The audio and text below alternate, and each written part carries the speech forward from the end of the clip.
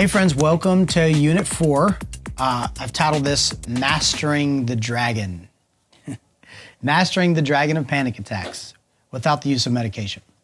Now, panic attacks, something you need to know, panic attacks are one of the most treatable forms of anxiety disorders and yet one of the most misunderstood of all anxiety disorders. There's a real lack of knowledge amongst mental health professionals as to how to best treat them. I want to start by saying this. What is the difference between fear, or let's say fear and panic, and worry? What's the difference between fear and worry? Well, fear and panic is when you perceive an immediate danger in the now. It's an acute threat state right now. The fear, the thing I perceive is in proximity. It's happening right now, okay? It's either perceived or it's real. Worry is when I perceive a danger or something that might happen in the foreseeable future. The common denominator between panic and worry, I'm using fear and panic interchangeably here. The common denominator between the two is that both emotions, both experiences are brought on by the perception of danger, okay? So what is a panic attack? A panic attack is a sudden bout of intense fear with really intense symptoms. So a sudden bout of intense fear with really intense symptoms such as heart palpitations, chest palpitations and chest pain, tingling in the skin and the hands, the arms, the appendages, sensations of choking, a sense of suffocation, that you can't quite catch your breath, trembling, like shaking, the sense that you're maybe going insane, you're going mad, sweating. These are just a few of the symptoms that people who are experiencing panic attacks might have. I've experienced panic attacks in the past. They're absolutely terrifying, horrifying, and extremely crippling, actually. So the problem as a clinician, the thing that I struggle with is I see so many people, they report having suffered for so long, silently, embarrassed. They're ashamed to really tell someone. And it's to a point where now they're avoiding going to social settings, they're avoiding leaving the house, and you start to live small. And we've talked about that in the previous units. Many people actually end up in the ER. That may be you. They feel as though they're having a heart attack, and they're having tingles in the body down through their arms, and they feel like they're suffocating. It's real significant chest pain. And so they call 911 or they go to the hospital, and the doctor says, hey, sorry, you're actually just having anxiety. And the person's going, no, doc, like I'm having real chest pains here. I'm having like real physical symptoms. And the doctor says, sorry, it's anxiety. And you can see how that can be confusing for people. And so that may be you. A lot of you may have had that experience.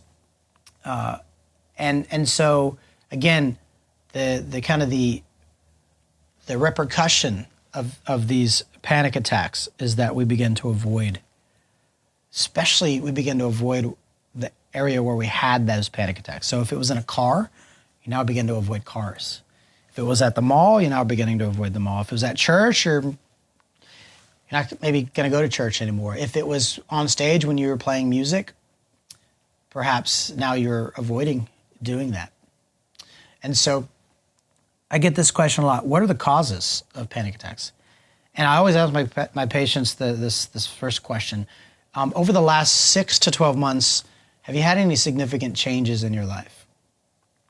Maybe you had a baby, maybe you got married, started a new dating relationship, broke up from a relationship, went through a divorce, left high school, went to college, graduated from college, any major transitions, a job loss, a death, maybe a relocation. I see that quite a bit. Relocation is a big one for a lot of people.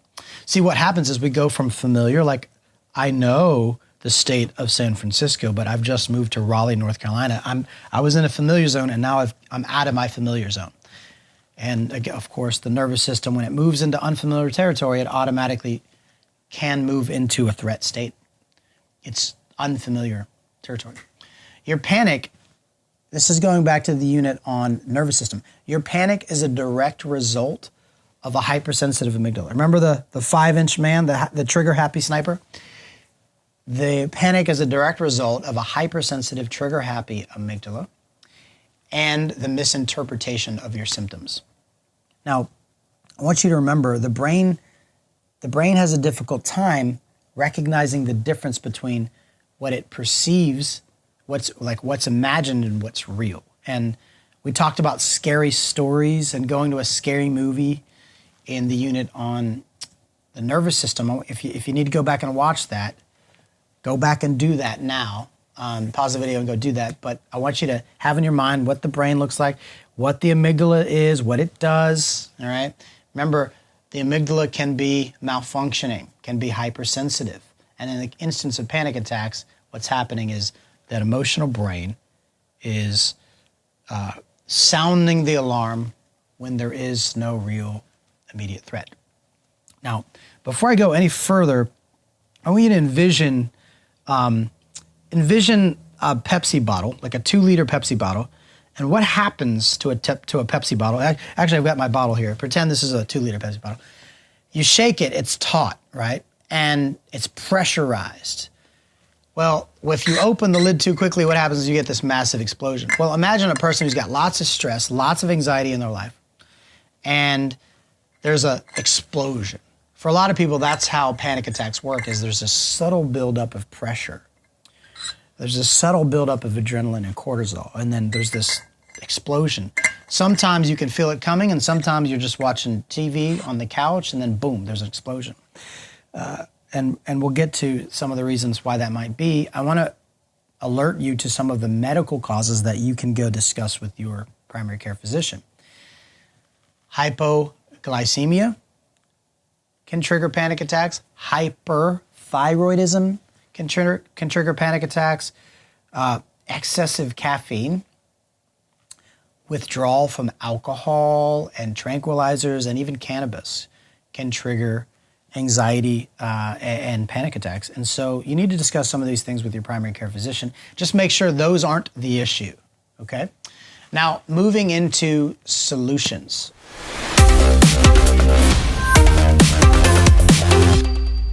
Do's and don'ts. These are some of the things I want you to begin doing, okay? And then also some of the behaviors and reactions that I need you to stop doing. I want you to start with this idea. We're going to build the ark before the storm. For those of you who aren't familiar with the ark was that biblical boat that survived the great flood, right? So we need to build the ark, the ship, before the storm hits.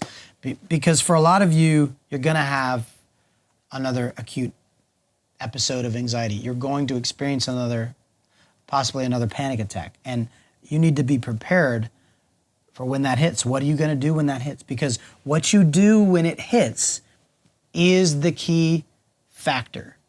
All right? We don't get to control if the anxiety hits. It's just when and what we do with it when it comes. Okay? So I want you to remember that. Take this to the bank. Write this down. This must become your mantra. Panic attacks are not dangerous. They're just really uncomfortable. Panic attacks are simply excess adrenaline and cortisol flooding the body. It's that rocket fuel. Now, they're really uncomfortable, but they're not dangerous, and you have to get that in your bones, okay? When people begin to understand, wait a second, these symptoms aren't dangerous, they make a mistake. We make a mistake when these symptoms hit. We interpret them as, oh my God, something's really wrong. I think I'm having a panic attack. I think I'm going to die. We misinterpret the symptoms when in fact it's simply excess adrenaline. No one's ever died from a panic attack, okay? The nervous system's designed to keep you alive. So again, panic attacks aren't dangerous. They're just really uncomfortable. If you haven't written that down yet, you're wrong, okay? Did you know that all panic, again, is excess adrenaline? It's those symptoms in the body. Remember that list of symptoms I read off with panic attacks? They are simply a result of excess adrenaline. I want you to begin practicing how you will respond behaviorally if and when a panic attack hits. Now, the first step is this. If I start to feel panic attacks, if I start to feel some of those symptoms, I'm sweaty, my mind's racing, my heart's starting to go, I'm feeling tingling, right? I'm feeling those sharp pains, whatever your symptoms might be, everybody's slightly different. I want you to find, depending on where you are, if you're at the mall or if you're in a restaurant or if you're at school, I want you to find a seat. Find a seat somewhere. And I want you to put your feet on the ground. And I want you to imagine that your feet are super glued to the ground. Your buttocks is super glued to the chair. If you don't have a chair and you have a curb, that'll work. If you don't have a curb, I'm working with a baseball player right now who's dealing with panic attacks when he goes to the mound. He steps off the mound and just cements his feet to the ground. The idea is super glued. I'm not running away. I'm not avoiding. Remember, going back to the previous units, we're not going to move into a safety behavior. We're not going to avoid. We're going to be planted. Super glue is the idea. And as the symptoms come, rather than to resist the symptoms, we're going to accept the symptoms. So if it's sweat or if it's heart palpitations or if it's tingling in the skin, rather than try to demand that it stop, we're going to say, you know what? We might even say this under our breath. You know what? I want more tingling. Heart, I want you to palpitate a little harder. All right, I want more anxiety. Let's get it over with. I'm going to accept the tide rather than resist the tide. Now, the reason I'm saying this, guys, is again, if we resist the symptoms of panic attacks, if we resist the anxiety, it's comparable to throwing gasoline on a fire, which creates a forest fire. We want to communicate to the nervous system, to the amygdala, there is no threat. So if there is no real threat, why am I running? If there's no real threat, the response needs to be, I stay still and I accept the symptoms, okay? There's a real big difference between responding to true danger and a false alarm. That's what we're getting at here. So again, I'm feeling the symptoms. I'm super glued to the earth, my buttocks, my feet, and I'm now inviting the symptoms. It may just be in your mind. Now realize the adrenaline's going. You're probably feeling awkward. You're probably feeling like you're maybe going crazy. You're not crazy. It's excess adrenaline. It's excess rocket fuel. All right, heart, I want more. Let's go. Let's get it over with. Short-term pain for long-term gain. Now, you don't need to say all this. I'm just giving you some of that inner dialogue right now. The main thing you want to say is panic attacks. Oh yeah, panic attacks aren't dangerous. They're just really uncomfortable.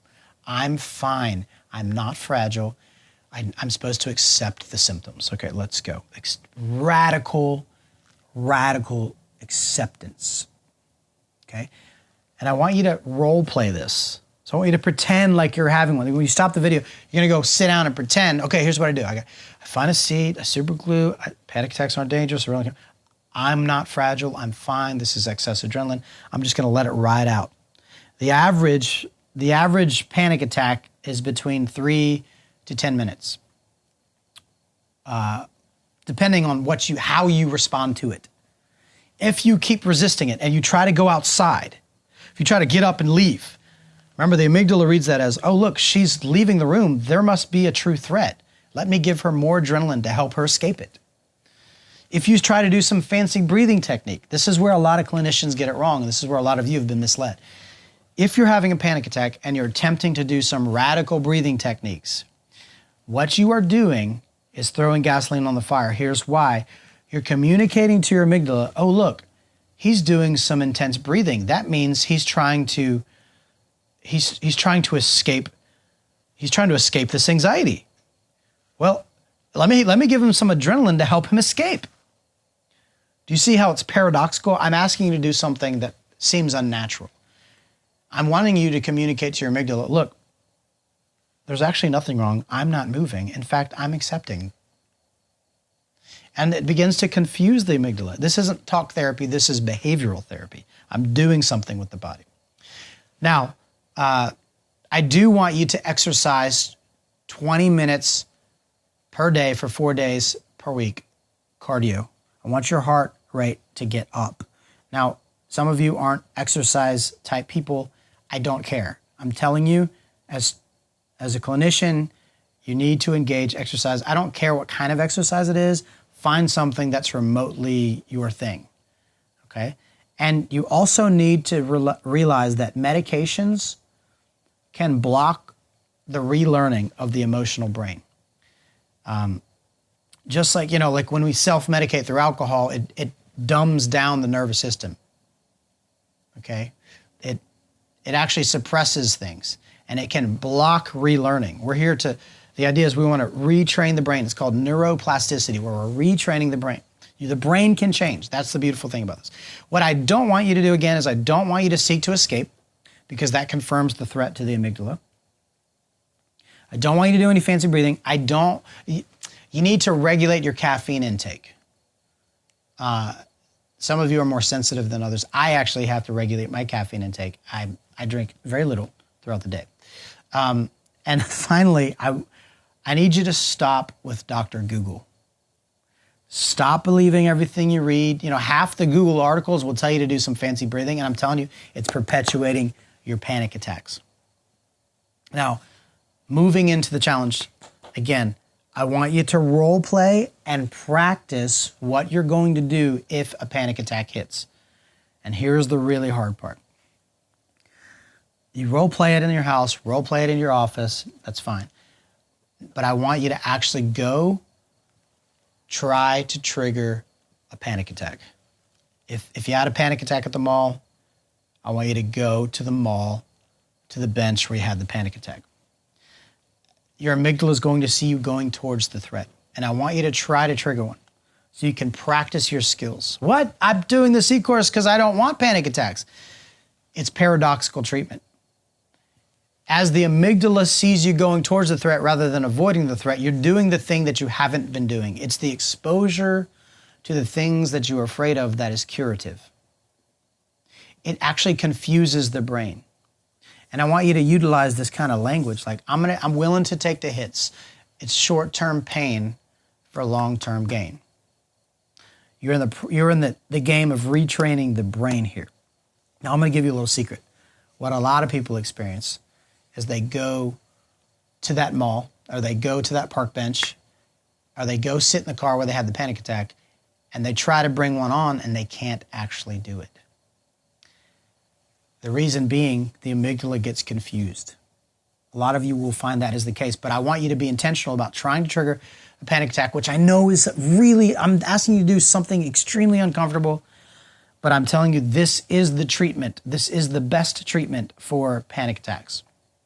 It works for all my clients who take it seriously. So your job is to go role play in your room, role play in your house, role play in your office, and then go to the place that is most threatening and attempt to practice. Take the hits, short-term pain for long-term gain. That is your challenge. Don't coddle yourself. It's time to take this serious.